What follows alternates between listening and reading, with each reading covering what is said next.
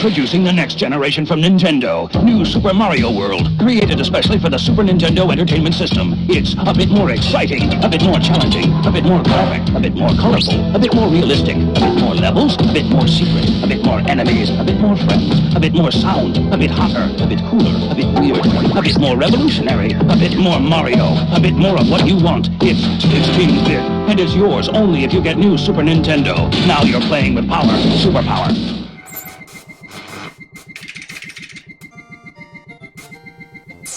I have to clarify something really quick. Don't get me wrong. The story's true, but this isn't one of those haunted game stories. At one point, are you going to hear me claim something within the game spoke to me, reacted to my words, or forced me to punch myself repeatedly in the face? No, this isn't about a haunted game or a game doing something impossible or even something it shouldn't have. This isn't about a glitch or a hidden satanic message. In no time did I phone Nintendo headquarters, only to have my questions answered with hushed whispers or anguished screams. No, the story is about a game featured. The story is about a game feature I don't think anyone else has unlocked. That's it. No ghosts, no conspiracies, just a secret we were all supposed to find. But never did. Something that changes an entire generation's childhood and the very essence of a multi-billion-dollar franchise. This is about what I assume to be a previously undiscovered alternate ending of Super Mario World for the Super Nintendo. In 1996, I received my first computer as a birthday gift. I'd been on the internet before. I had used computers before, but it had always been in school or at a friend's house. This one was mine, all mine, and I explored the crude, prehistoric web of the time with great interest. I downloaded all sorts of inappropriate videos and photos, and even printed it out, which made absolutely no sense. I also pirated media like a madman. Music, games, anything. This is where I first discovered Super Mario World. I never had a Super Nintendo as a little kid, so it was all new to me. I downloaded tons of games along with the SNES emulator, but Super Mario World was my favorite. For over a decade, the same Mario World realm was my time-wasting hobby. I played it over and over again, beating the game faster and faster until I began to lazily explore the world with no particular purpose. Game Genie codes helped immensely. I could turn off the timer and relive an particularly entertaining map for an hour as I waited for a download or any number of boring events. It was this manner that I must have beaten and re-beaten the game thousands upon thousands of times. There was comfort in the obsessive-compulsive behavior of this routine, but all that was shattered when I saw the Blind Boo. The Blind Boo, as I referred to it, was hovering over the exit from the haunted sunken ship level that later on in the game. I call it blind because it actually had no visible eyes, like someone had made a lazy ROM hack, but I knew from years upon years of experience that this was a normal game. The Blind Boo just hung there over the exit pipe, blocking it. I turned my back on it, but it didn't chase me. How could it? It didn't even see me. And then I noticed something else out of sorts. There was a key, and the keyhole misplaced above the exit. Keys and keyholes, as such, are ways of ending a level in an alternate manner and discovering a secret area. Still, this didn't belong there, and I knew it. For a moment, I considered the fact that I'd actually broken a ROM file from overuse. After taking a screenshot specifically to show all you Mario Bros fans out there, I picked up the key and opened the door, figuring the game would seize up and I'd have to restart. But instead, it opened up a new patch on the map selection screen. A whirlpool next to Bowser's already creepy head cave thing. I pressed the right arrow and moved on to the whirling drain. Oh, God, no, is what appeared on the screen. This didn't really strike me as odd because if you're familiar with the Mario World game, there's an area called Star Road that you may note has similar names.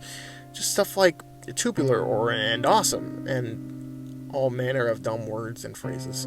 Most of the areas were called Vanilla Forest 1 and Donut Mountain 3 and all that, but there were maps with odd names like that. What did concern me, though, was Mario's expression surprise, shock, fear.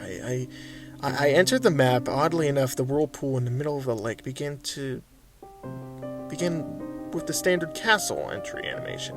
Mario walked up to the castle door, locked up, and then went in. I could tell it was underwater, though, because of the bubbles that periodically emerged from the sprite's mouth and floated to the top of the screen. Inside the castle, it started to look more and more like I was, in fact, experiencing a glitch. There was no room to jump, no room to do anything but run left and right. I must have gone right for 10 or 20 minutes straight, just holding the B button and running along at full speed. After a while, I ran into one or two blind boos in the darkness above, then 3 or 4, then the screen was full of them. I just kind of hung there, doing nothing. They wouldn't chase me if I turned my back, as with the previous blind boo. If I made any noise like Mario's jump sound, they would just kind of shudder a bit. Like they had heard the sound of Mario's movements but couldn't do anything about it. And then something made me stop and turn the other way. Now I know beyond a shadow of a doubt that this map was designed specifically to screw with the player, not because the giant bleeding bill was bleeding profusely from its face, but because it was inescapable. There was literally no way to avoid being killed by it, as you can clearly see above. That is, unless you're like me and have the Game Genie cheats on hand, I switched on the code for permanent invincibility. I let the bleeding bill chase me for a while when I was invincible, just to get a good look at the thing. Then I stopped and killed it with my invulnerable touch. Only when I saw a message that hadn't been there when I'd passed before. And it read, "I hate you." I'm not gonna lie. That kinda creeped me out. But on the other hand, it was kind of interesting because it meant this was definitely a map that was supposed to exist. There was some sort of plot element here, something undiscovered. What did it mean? Who hated me? King Koopa seemed like the obvious answer, or maybe just the ghosts when you're in a haunted castle that you found, by the way, of a haunted ship. A bloody-looking hate message isn't so unbelievable. I saw it again, and as I approached some of the giant boos, I was thankful that the blind boos ended at this point, because the more I watched them shudder, the uneasier I felt, almost empathetic toward them, etc. The thankfulness ended when I turned my back on the giant boos, and this happened. Giant boos with faces I hadn't seen before. They always looked mad at being awakened, angry that you were invading their haunted houses across the Mario World island. But this was different. They looked gleeful and demented. I could see it right down their throats, which seemed odd given the lack of detail their mouths usually displayed. And yes, of course, I'm going to address what message you saw in the picture. Why won't you die? I don't know why. Am I supposed to? Who's asking? I let the giant boos touch me, and they died like the bleeding bills, of which I had encountered too, despite any attempt to scare the player. I knew that being invincible meant invincible no matter what they threw at me.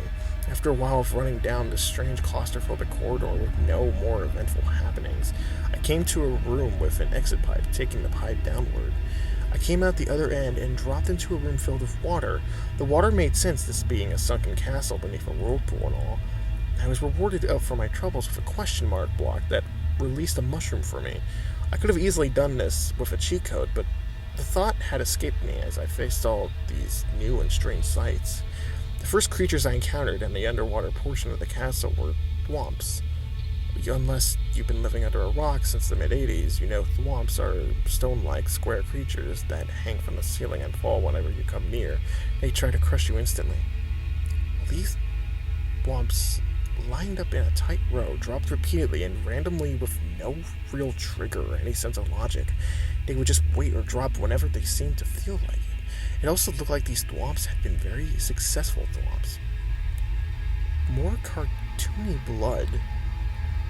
This was getting pretty unusual for a Mario Bros. Franchise, which I hadn't recalled seeing blood in at all.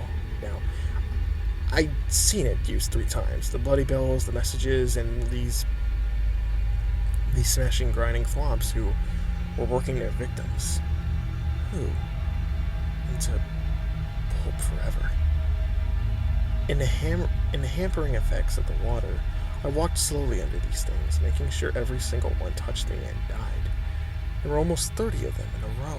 The sight of them mindlessly crushing over and over again just made me hate them with an unsettling intensity.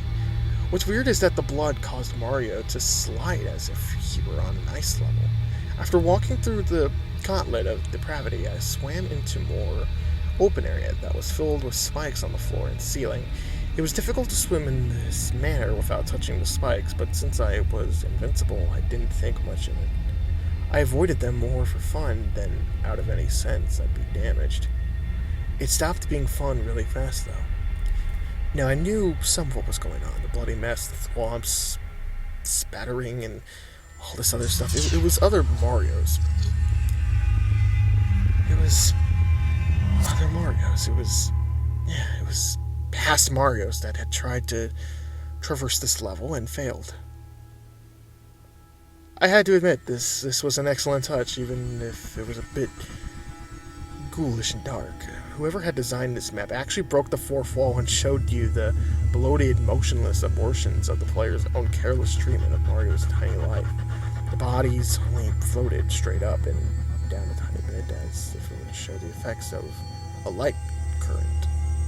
It was genius, and I couldn't believe I might be the first and only person to ever see this.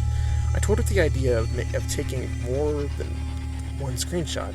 I just presented to you, basically so all of you reading this could enjoy the secret map as much as I had, especially this weird little touch, but without swimming, without kicking or moving in any way, the dead Marios started to come at me like torpedoes.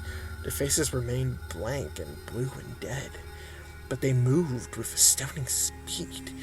They angled and positioned and worked all sorts of unique trajectories that left me almost nowhere to move. They continued coming at me and swarming and backing up to try again.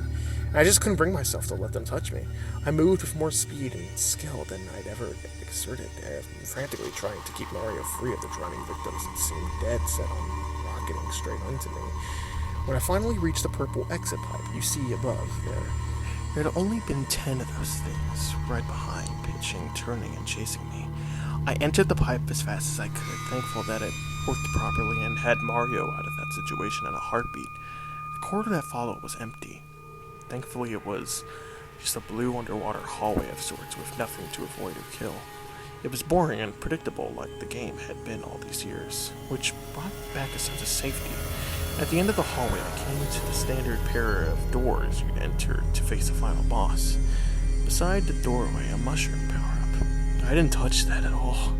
Going through the door was, as you'd expect, the typical change of map views occurred, and Mario was standing on the ubiquitous bridge over boiling lava. Or had it been blood all along? When Mario walked out onto the bridge, however, there was no boss creature. Instead, Mario immediately looked to the side and froze. I couldn't control him anymore. He just stood there. Look closely and you'll see it. I didn't see it at first, so I don't expect you to see it at first. There was a figure at the window from the left. A third window. A third window from the left. It was usually not there. But after I noticed it, I couldn't keep my eyes off it. Mario seemed to regain his composure and looked back and forth, slowly surveying the room. There was still no boss, and I still couldn't control him, so I stopped trying and just watched. This went on, and for what seemed like forever, and nothing happened. Then a familiar face walked in from the light, dressed in green, tall and angry. It was Luigi. Mario recoiled in horror. It's difficult to say that without thinking how crazy it sounds, but Mario really reeled back with a sort of terror that was uncharacteristic for such a peppy, happy-go-lucky mascot like him. And then Luigi spoke. Once I read that message, it all started connecting. The message scrawled on the walls. I hate you. And why won't you die? Luigi. He's always been Mario's second. The player too. He never got the princess. At the end of the day, the game is Super Mario Brothers. And he's just the brother. How he must have hated Mario. Who among us wouldn't think about it? No matter what happens, Mario always comes back.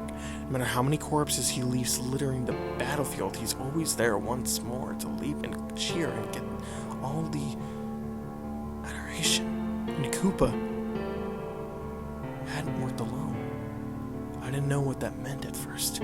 If anything, but again, you just have to think it through. How exactly does King Koopa constantly succeed in kidnapping the princess?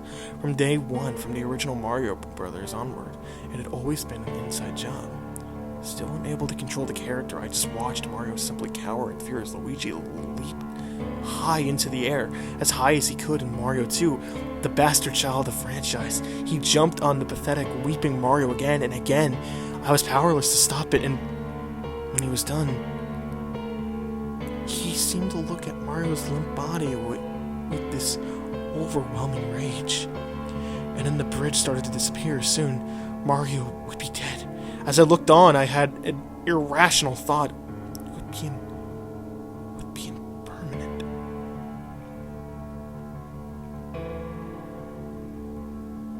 Within an instant, as Luigi turned to seemingly strike a victory post like he'd beaten the level, Mario awkwardly got onto his feet and took him by surprise. Fear and sadness and confusion had given way to anger, and Mario overpowered his brother with little effort. To this day, I'm still haunted by the final result of his wrathful reprisal. There was the map's title. None of this was a glitch. None of it was mistaken. It wasn't a developer getting back at Nintendo, and it wasn't a ghost haunting at Nintendo card. This was planned. Purposeful part of the Mario Brothers mythos. If you beat the same level X number of times, a secret part of the world opened, and you learned that from Mario Brothers through and Mario Land, Luigi had secretly been working against you, and was in fact frequently abducting and abusing the princess. But why? Money? Power? No, it was all there because he couldn't take not being the one in the spotlight, not being Mario himself after Luigi died. After Mario pushed Luigi, he died. He screamed, "Oh God, no." And after Luigi died, well, and truly died, Mario just sat on the edge of the bridge and wept. I was forced to watch for this for minutes on end before the screen faded to black. I played the rest of the game through to see if anything had changed.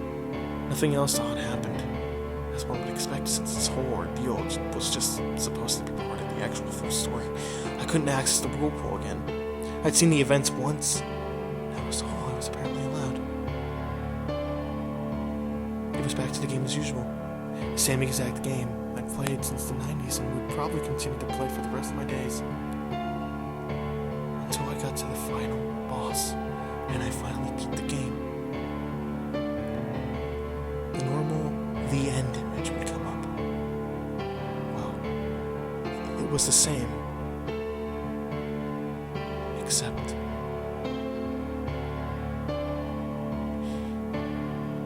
it wasn't.